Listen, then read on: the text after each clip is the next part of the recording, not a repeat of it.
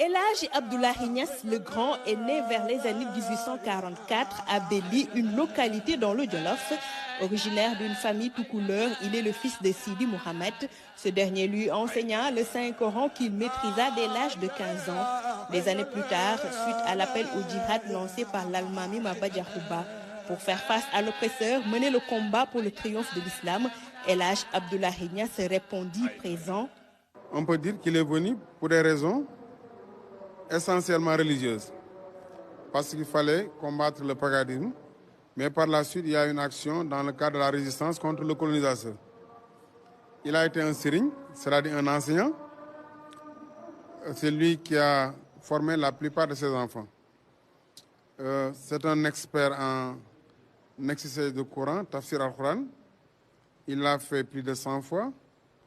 C'est également, je peux dire, un docteur honoris causa, un titre que l'Université Al-Azhar lui a donné. Ceci est une consécration suprême qui atteste que c'est un érudit de l'islam. En 1880, le marabout se retira à Taïba, à quelques kilomètres de Kaolack, pour se consacrer à l'enseignement et à l'agriculture. Autre date phare, 1890, année de son pèlerinage à la Mecque. Il a effectué un pèlerinage à la Mecque, ceci pour réaliser le 5e pilier de l'islam, et un voyage à Fès pour obtenir une autorisation non restrictive en matière de délivrance, de wirdo et de lijasa au niveau de la tariqa tijaniya.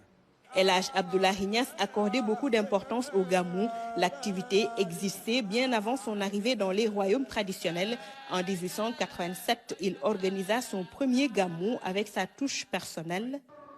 À l'époque, c'était un concours de récital de Coran. Bon, les disciples se retrouvaient à Niassène et chacun faisait une démonstration de maîtrise du Coran. Par la suite, il a eu à introduire l'histoire du prophète. Que quand les musulmans sont, il faut qu'on leur parle du prophète Mohammed. C'est l'innovation qu'il a introduite. Et de cette date jusqu'à sa mort, en 1922, chaque année, il a eu à célébrer le gamou. El Hadji Abdoulaye Niass est le père de la Faïdatou Tidjaniya. Ses connaissances en sciences religieuses et talents littéraires sont connus de tous. Il est considéré par ses pairs comme le chantre africain de la poésie panégyrique exprimée en langue arabe. Il a fondé Léona Niassène, grand éducateur et agriculteur. Son legs est aujourd'hui perpétué par sa descendance.